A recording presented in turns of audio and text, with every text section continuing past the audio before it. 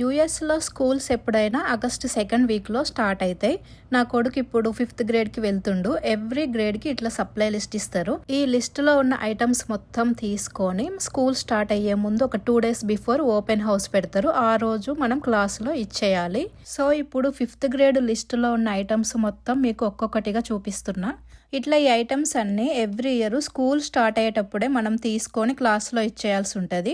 ఇంకా మధ్యలో ఎక్కడ కొనాల్సిన అవసరం కూడా రాదు. ఈ ఐటమ్స్ మొత్తం మన పిల్లలకి వాళ్ళు ఈ 1 year మొత్తం ఇవే యూజ్ చేస్తారు. ఒకవేళ ఇయర్ ఎండింగ్లో ఇంకేమైనా మిగిలిపోయినవి ఉంటే ఇందులో మళ్ళీ రిటర్న్ మనకే పంపిస్తారు ఇంటికి.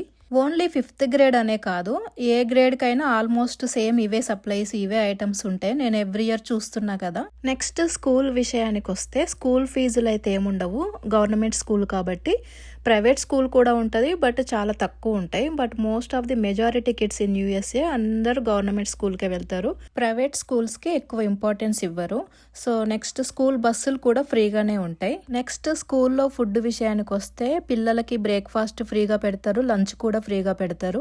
ఇది ఓన్లీ ఫ్లోరిడాలో కొన్ని స్కూల్స్లో మాత్రమే, వేరే స్టేట్స్లలో వేరేలాగా ఉంటాయి. నెక్స్ట్ స్కూల్ యూనిఫామ్ విషయానికి వస్తే చాలా స్కూల్స్కి అసలు యూనిఫామే ఉండదు. బట్ మా కిడ్స్ స్కూల్కి మాత్రం ప్రాపర్గా యూనిఫామ్ ఉంది. ఈ యూనిఫామ్స్ మీదనే నేను స్పెషల్గా వేరే వీడియో చేసి పెడతా. సో లాస్ట్కి మేము చెక్అవుట్కి వచ్చేసినాము.